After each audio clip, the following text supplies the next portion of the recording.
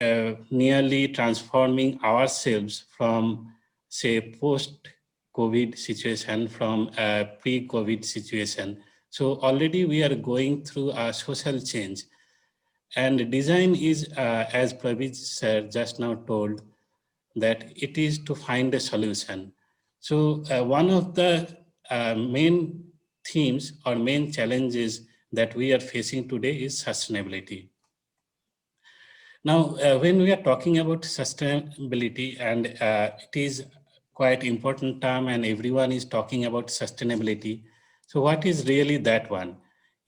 Is it something very different that even we can't spare our time, or something that can hamper our business? So whatever business or whatever the economic activities that we are currently dealing with, or we are currently doing any kind of business, so does it have an impact on this sustainable concept? So when we talk about sustainable design, so basically it is focusing on due importance given to the resources, and then how to reduce the waste generation by reusing and recycling. So this is a simple graphic that a common man, so he is thinking probably what makes sustainability important. So before thinking what makes sustainability important, two questions generally comes into a common man's mind, that is called what is sustainability and what are the benefits. So unless there is a benefit associated with a particular concept, a common man or the recipient of the design or the product that consumer is going to use, he is not going to give any kind of importance unless he knows the benefits. So when we talk about sustainability, it is obviously linked with environment. And when we talk about environment, we have to go back to maybe a century before, starting with First World War. So it was started in 1914 and it continued for 4-5 years. Then first international consortium, the League of Nations, was formed. It was failed, and in 1935 it was disbanded. The Second World War started immediately 4 years after the dissolution of League of Nations. 30 countries were involved, and during this Second World War, the Declaration of the United Nations was made, and it was 1942 when 47 countries were initial signatories. And ultimately, after several years of deliberation, so United Nations was formed in 1945 with 50 signatory countries. So with the formation of the United Nations, all the participating countries, they got a voice. So basically, United Nations, it became a platform for all the countries around the world. Previously, it was divided into developed countries and underdeveloped or the poor countries. But with the formation of United Nations, all countries were given in the same platform to speak about their problems.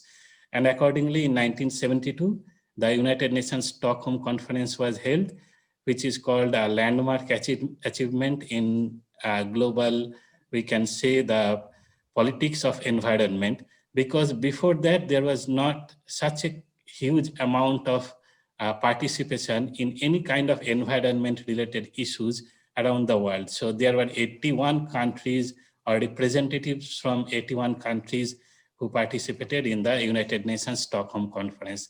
That created the benchmark for environmental program or the sustainability. Now, when we are talking about design, Pravid sir just now mentioned that design must satisfy customers' needs. So that is the main theme, or whenever we are talking about design, we have to think for whom we are making something. It could be maybe a kid, or maybe an octogenarian, or maybe some middle-aged person. So before the sustainability concept came into the main headings, we can say, before that, so there were a very simple concept: take the resource or extract the resource, make something out of that resource and dispose it when it is done. So there was an end of life concept. That means suppose we are making a toy, or maybe a battery toy, or maybe a battery operated device. So we utilize all the resources to make the device, and we make it, we market it, and we give an end of life that after 1 year it will become defunct and we have to dispose it. Now that was the previous concept. With the advent of this sustainability, the concept has now changed, and the more emphasis are now given on recycle of the product or recycling of the product. Restorative design, that means suppose we are designing something, then we have to also think either in the process of the design or in the materials of the design or the product that we are designing, how to restore it again into a production system so that it can be reused or recycled. So by sustainable design, we are basically embedding the idea of regeneration of a product through design. So the design should put into the consideration on materials, products, and systems, and also the business models from how to procure it. And when we talk about sustainability, so basically it is a bigger opportunity. So previously it was extract, make, and dispose. So that was the previous concept. With the sustainable design concept, the opportunities are now shared. Now, how this sharing is done, one part of sharing is done through resources, the other part of sharing is done through services. So we will see more about how to share the resources and services. Another aspect of sustainable design is that it is additive rather than extractive. So instead of just extract, make, and throw away, so it is additive. That means suppose we are making something, and obviously in any kind of manufacturing facility, we will be adding some waste or byproduct. So recycling them back to the production process, that means we are adding some more resource into already existing process. So sustainable design is additive. And then basically it is restoring nature's ability to go into its old ecosystem, or maybe we can say in a sustainable system. So nature has its own, we can say timeline, geological timeline through which it restores its own capacity or its own resources. So with sustainable use of natural resources, the nature is given time so that it can regenerate its own system. So through all these kind of concept, the ecosystem of goods and services would be created. So that is the theme of sustainable design. So a good ecosystem that would contribute to human flourishing, because whatever we are doing for benefit of humans. So the challenges that we are trying to solve through sustainable design is basically, first one is human well-being, and the second one is about social equity. So we all know about human well-being and a little amount social equity, but we have all come across the term of gender equity, right? The male and female ratio and higher participation of females into researches and scientific societies. So what is being done, social equity is being promoted. Also, with sustainable design, we can significantly reduce environmental risks because we are putting less effort or less extraction of material is done to create higher amount of product. So that's how the environmental risks are minimized. Now, when we are talking about human well-being and social equity, so this is a very generalized approach on how to talk or deal with human well-being. So the first one is bottom-up approach, because in bottom-up approach, the community is focused first. So when we talk about community, it is basically the larger masses. It is not only the top level bureaucrats, it is the ground level person on which sustainability is focusing on. And one of the main criteria of sustainability is obviously poverty eradication and support rural communities who are the most disadvantaged. So this is a part of social equity, which is also dealing with gender equity. Also, human well-being is being treated as a global focus or a global approach, because when we are talking about climate change, it is not a micro scale issue, but it is a global issue. So climate change or global warming, it is a global issue, and sustainability deals with these global issues in a phase-wise manner. Also, sustainability, when we talk about sustainable design, we talk about how to minimize environmental risks and resource scarcity. Now, resource is obviously made in geological timescale, and we all know that for fuel, for example, petrol or fossil fuel, any kind of fossil fuel, so it takes millions of years for the biomass to get transformed into the fuel that is being used into automobile and various engines. So that is a huge time scale dependent transformation.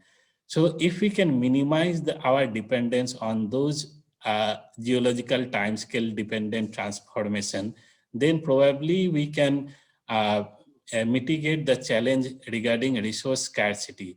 So one way to mitigate that challenge is to increase efficiency of engines. So for example, the higher efficiency engine with which utilizes lesser amount of energy. So that is a very good approach for sustainable design. Also, to minimize water usage and any other physical inputs throughout the process. That means from material procurement to the dispatch of the item. So that is also another approach. So if we integrate all these approaches, then basically it reduces the supply chain risk.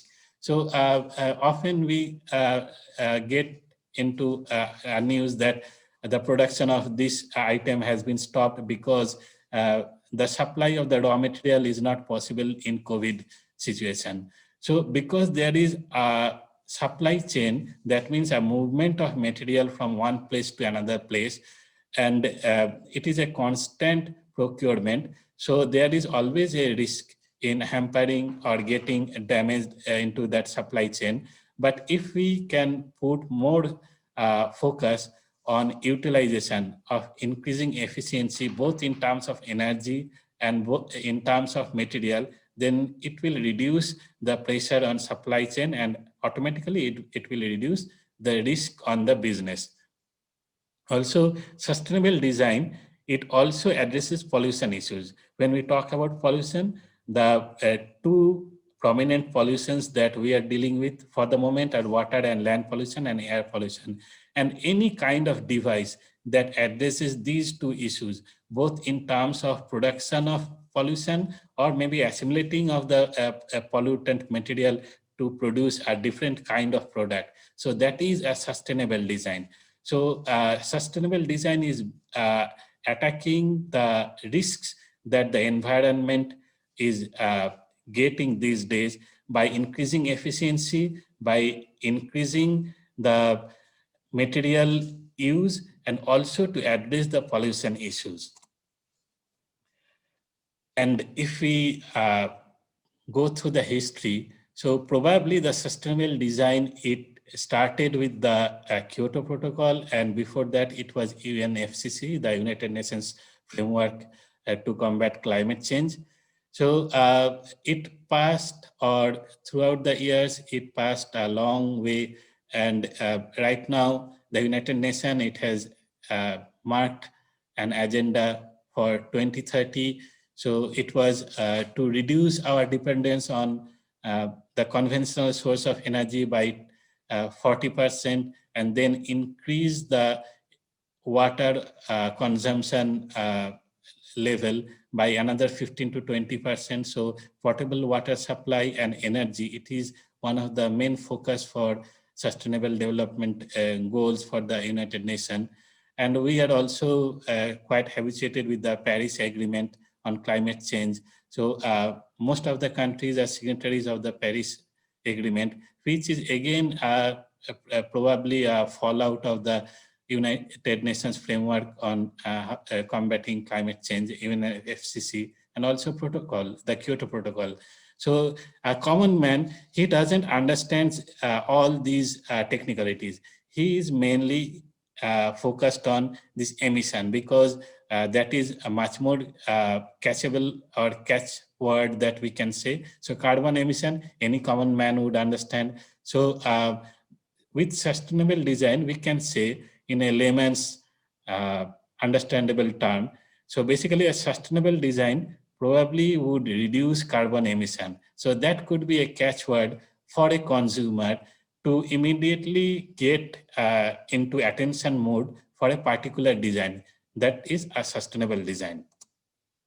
So when we are talking about United Nations and sustainable goals, so these are the 17 goals that the United Nations has promoted as sustainable development goal. And we can see that the first two goals, and these are the very prominent goals or the prominent challenges that the world is facing now. One is poverty and the other one is hunger.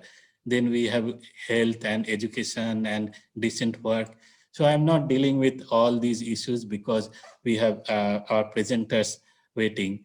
So basically, these are the 17 sustainable goals. And when we talk about sustainable design, our job is to probably find a solution for those 17 goals that the United Nations has promoted and to find a meaningful solution.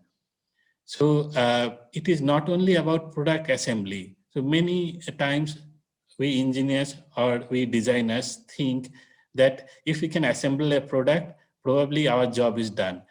So it is, we have to think in a larger viewpoint or into larger diaspora, we can say, because as a designer or as an engineer, we have to think about from where the materials is coming, and after assembly, that means after the production is done, how the packaging is being done, how it is distributed, how it is being used, and then where it is going to be disposed of.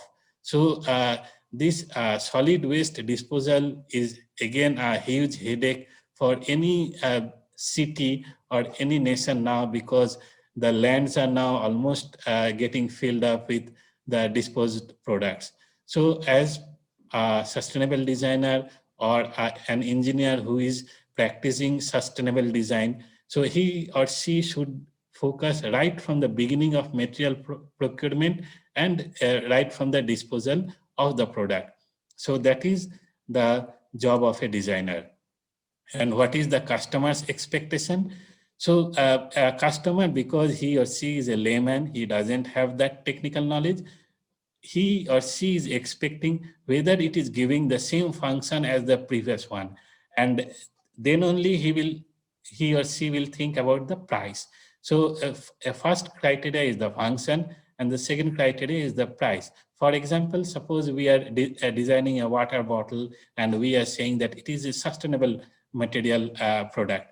So, and then we market it.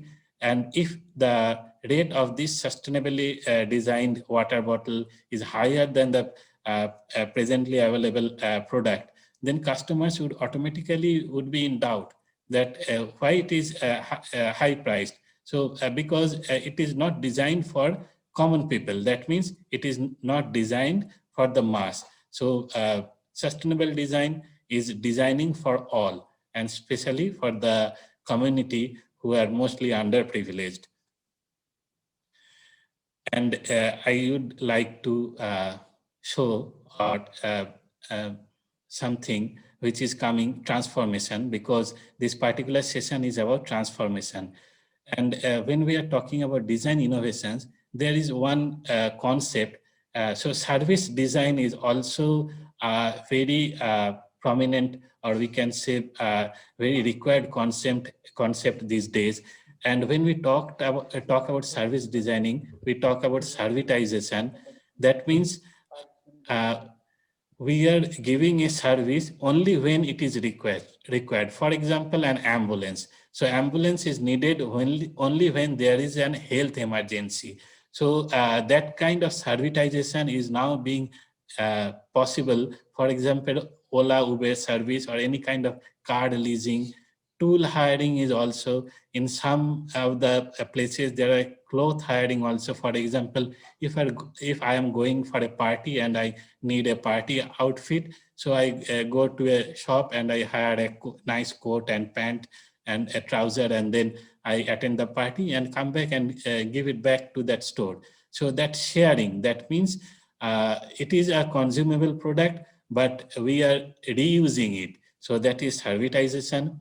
Then technological innovation, again, there is a transformation. Previously, we used to think that printing is only a 2D matter, but these days 3D printing has become almost every industry and every institute is using 3D printing to show how a product would feel or how it would operate, like in a current or in a user situation. So 3D printing is transformation, we can say, from 2D to the 3D genre. And then we have digital platforms. This conference and I am being able to speak because of the possibility of this digital thought sharing.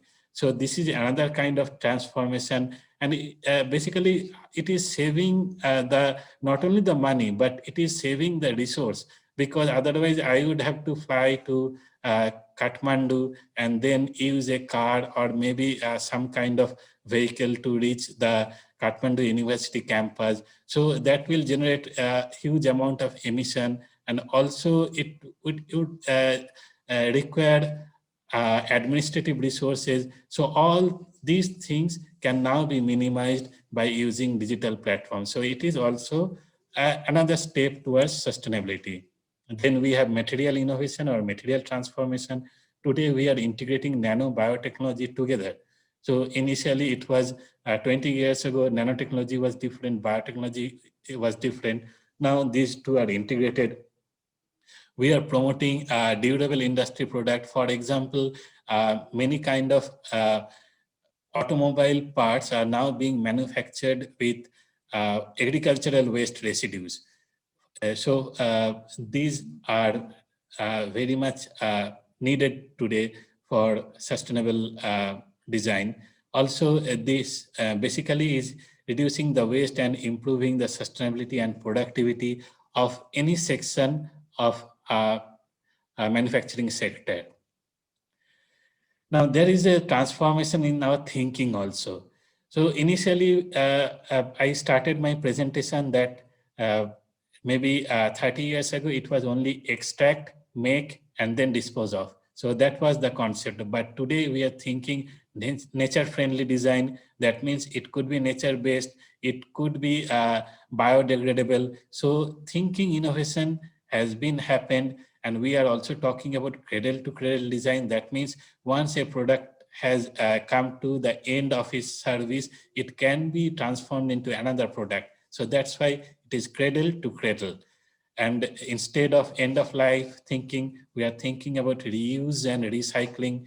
So all these things are basically are coming in a big way. So it is causing a transformation in our thinking, a transformation in our attitude, especially for us, the engineers and the designers who are at the production place, or who are at the administrative decision-making places. So this thinking innovation is being happening. Now I would like to show a few more slides before I stop my presentation, because maybe participants are finding this one a little boring. So we can see that these are pictures are all taken by me. So on the right hand side, this is a thatched roof house that is a common house in Rajasthan in India. And on the left hand side, this is probably a two-kitted Vienna. So it is an architectural marvel. We can see that this particular design, it has been done such a way that it looks like this middle section is squeezed between these two sections. So this is an architectural marvel of engineers, or we can say the learned architects. And this is a marvel, we can say, the village architects. But obviously we can see that the materials are different. This is probably much more natural because there is no processing done. For example, these are straw roofs. So it is coming from the field and they have dried it, solar dried it, and it is just laid on the roof. So it is without any kind of processing. That means no more carbon emission is being given. While this one, this is, we can see there is obviously usage of cements. And we know that cement is one of the largest contributor of carbon dioxide. So there comes the question. So which way should we go? Next, this is another picture.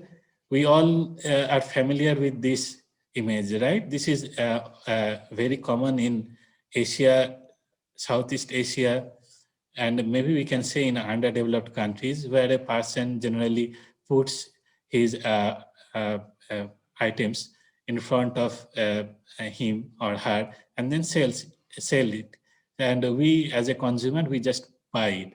And then on the other side, there is a shopping mall. We can see there is there is cashier's desk, and we can see there is that a magnetic decoder. So if any theft is going on, so it will keep on screaming. There are a lot of lights.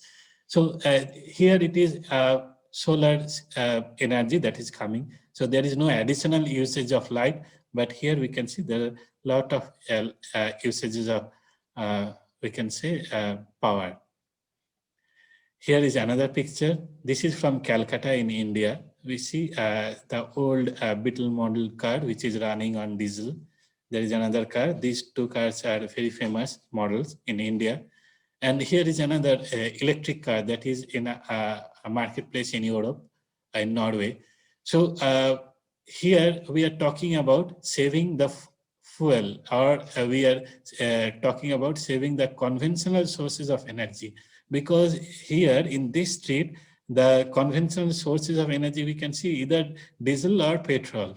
But here we can see it is electric car or battery operated car, we can say. So this is a transformation, right? A transformation that took probably more than 40 years.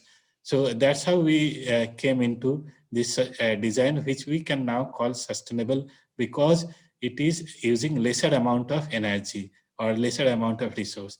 Again, this is one street from southern part of India. We can see it is a three-wheeler, and probably it is running in diesel or petrol.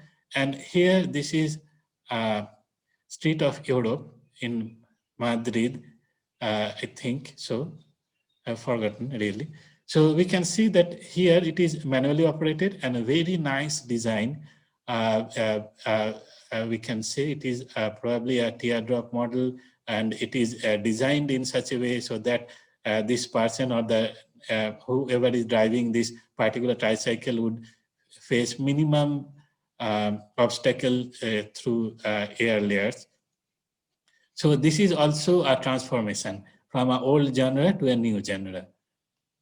This is again another kind of transformation we can see. This is a old railway system that is running in India, and this is a tramways that is running in one of the European cities in Oslo. So it is in Norway.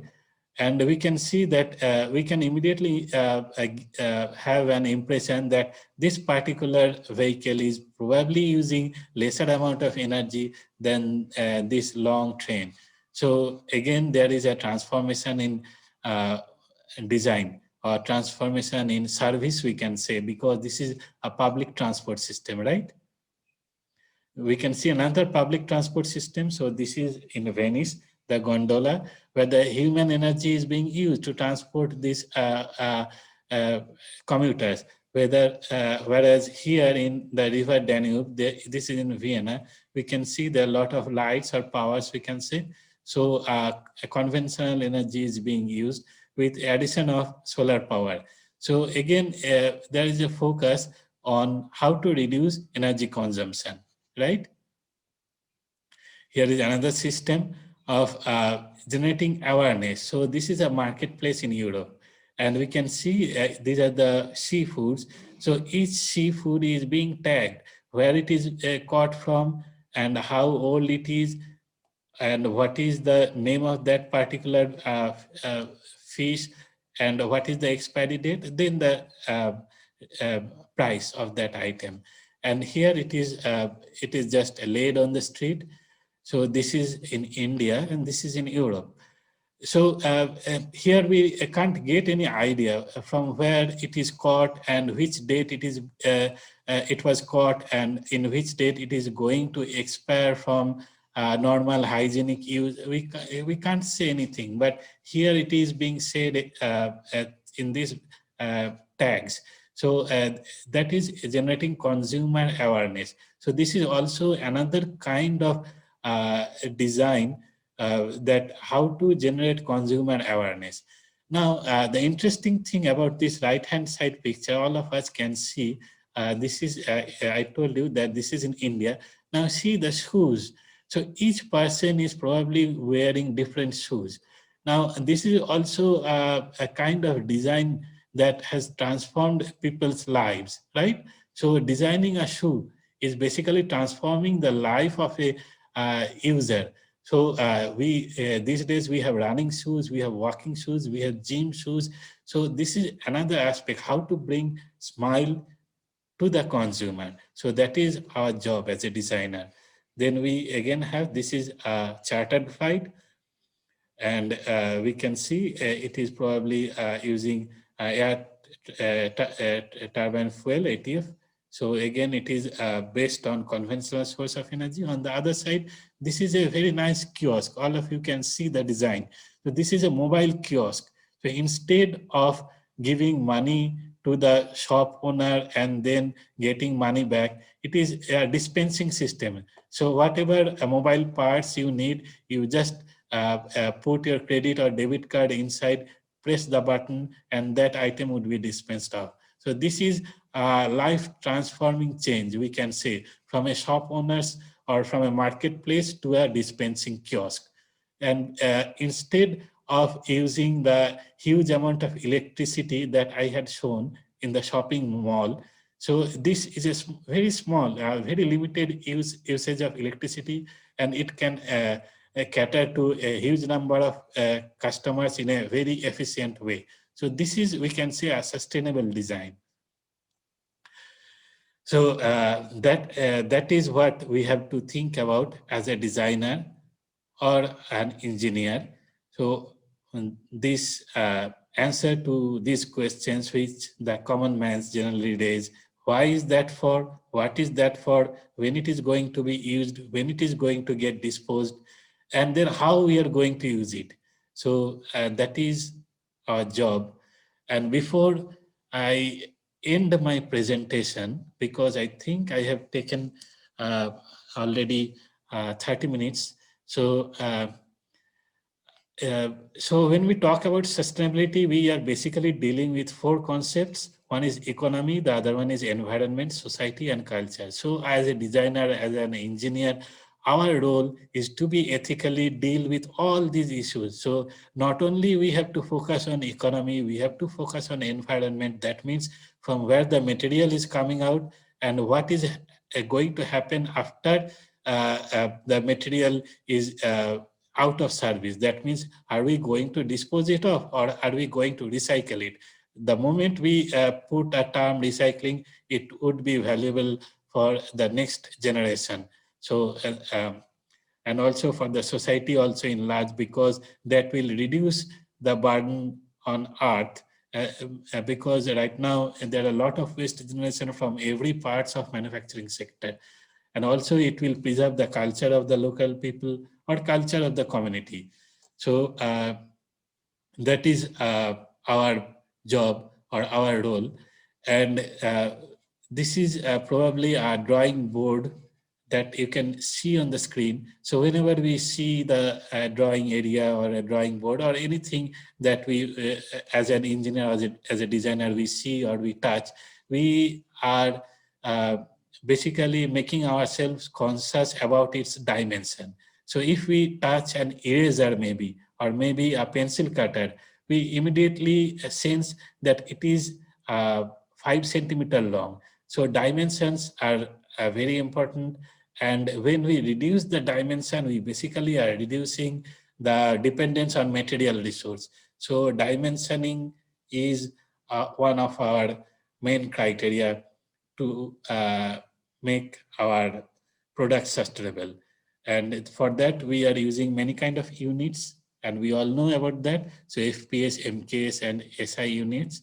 So I'm not going to talk more about sustainable design, but what we are trying to go through in the last 40 years, we can say, or maybe after the end of Second World War, that we are utilizing too much of material for making things that do not last long. So, which is causing a derogatory effect on our climate, and basically that is the change or the climate change that is happening. So, we must be judicious in using a material resource. So, with that, I'm ending my presentation and my talk.